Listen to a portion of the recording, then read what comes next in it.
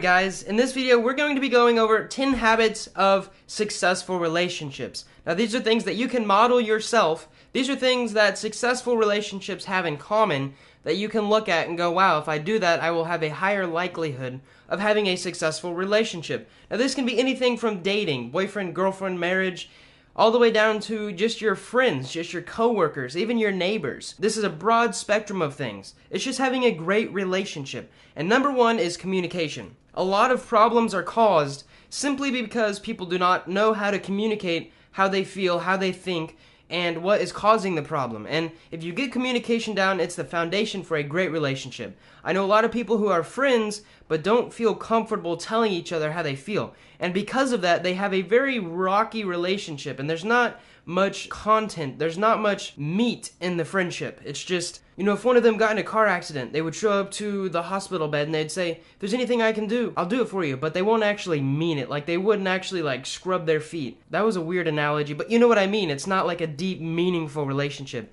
Tip number two is forgiveness. And this is something that I've noticed in my life that you can find there's a lot of people who struggle with forgiving someone. And something I wouldn't suggest this, but you can do it if you want to, is actually to make a mistake on purpose and then ask someone else for your forgiveness.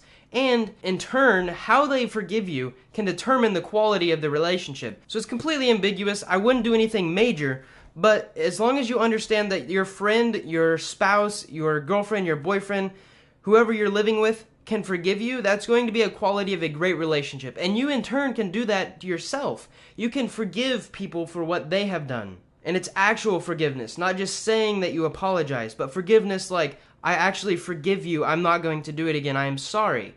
I feel bad. That comes a lot with tip number three, which is understanding. When you understand a person and how they feel, it comes a lot easier to forgive them. Now, understanding is really difficult, and you kind of have to have, I don't want to be real cheesy about it, but you have to have a big heart. You have to have the openness to want to understand someone else and their situation, and the empathy and the sympathy to know how someone else feels. And understanding their situation, that they may not have had the out to get you kind of thinking, but something bad happened, and that understanding will lead to forgiveness. And over time, understanding them, they will be more likely to be open to understanding you. Tip number four is to understand the 5 love languages. And if you've ever read the book, The 5 Love Languages, you will start to understand that loving someone, that having a loving relationship isn't something you can do passively.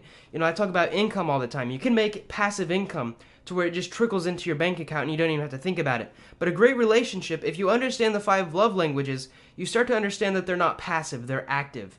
So you have to go out, and it breaks down a habit a little bit, but actively loving someone, understanding that this friend will feel more loved if I give them a gift every week, and this friend, on the other hand, won't feel the same way, but they will feel loved even more if I spend 30 minutes with them every day. And the 5 love languages, you can read that book. They're words of affirmation, service, gifts, quality time, and physical touch. And everyone's different. You might have a mix of those. One of those might be super important to you. You just have to understand yourself, and you also have to understand the person that you're with, the relationships that you have built in your life. When you start deconstructing them and finding out what their love language is or what their priorities are, then you can start to have a better relationship in terms of how you form your habits. Tip number 5 is respect. Now this is a big one, and I've actually had some struggle with this among some of my friends, because they'll go out and do things, and it's hard for me to respect them through their actions. But I can tell you what, the friends that I do respect, I have a great relationship with. I look up to them. It's like, wow, that's a great quality that I think you have, and I would like to have that. Just respecting them, understanding that they're not below you, they're with you. And sometimes when you start to look at people below you, you start to not respect them as much because you feel like they're undervalued. And I don't want to talk about this as much because I don't know much about it, but I do know it is a habit of great relationships, respect. Tip number 6 is to appreciate each other. Now, appreciation can go anything all the way back to the 5 love languages, to say, I appreciate you, let's spend 30 minutes together watching the sunset, to I appreciate you, I wrote you a little note when I thought of you, or here's a small gift when I was on vacation. Just appreciating them. And sometimes you can even vocally tell someone, hey, I appreciate that you're in my life. And that helps out a lot. Tip number 7 is to look at situations not that it's me versus you. It's not me versus you. I'm going to say that one more time. It's not me versus you. What it is us versus the problem. So when you come at something and there are people coming, they start just butting heads. And it's like a war. They're starting to attack each other and attack each other's personal qualities. And that's the problem in the first place, is that they're not joining together to solve the problem. And the thing is, if they would just join together and go, you know what, it's not your fault, it's not my fault, it's both of our faults, what can we do to solve this problem? That will solve so many relationship problems, just coming at it together as a team, whether that's a marriage team or a boyfriend-girlfriend team, or even you and your friend. If you guys just start looking at problems and bickering as something that you guys can solve together, you'll have a lot more success in that relationship. The next tip is that honesty comes first. Now, there's a lot of times in my life I can look back and go, man, it was really easy to lie there. But when it comes down to it, friendships and great relationships are for the long term. So if you want a short-term relationship, yeah, go ahead and lie. But if you be honest, even if you be honest first without going through a bunch of loopholes, that friend will start to respect you more. They will understand you more. You will start to have better communication with them. It's just another great foundational habit of a great relationship is to be honest first. And if you don't feel comfortable being honest to a person, there might be some psychological abuse or something else going on that is making that relationship unsteady, and you probably want to get away from that. The next tip is to make time for each other. Now, this is something I struggle with, and I think a lot of entrepreneurs might struggle with in relationships specifically because they love to work. I'm almost like a workaholic. I love working. Something about me specifically is that I don't want to spend my time doing something meaningless. So I look at things and I value my time really high. And sometimes if I'm just out with my girlfriend and we're not having a great time, I almost start to look down upon that because I was like, I could be making $5,000 or $10,000 more a month if I spent that time on the business.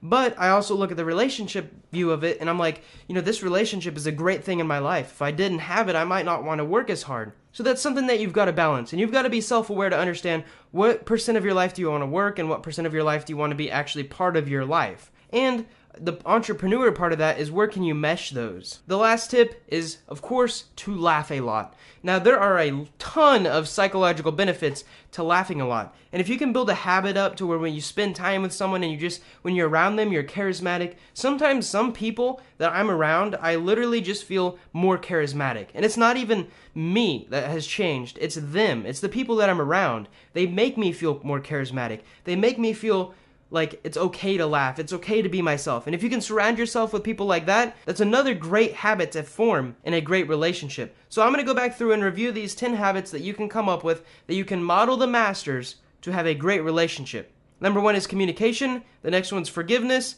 Number 3 is understanding. Number 4 is to understand and actively pursue the 5 love languages. Number 5 is respect each other. Number 6 is to appreciate each other. Number 7 is to look at things that it's us versus the problem, not me versus you.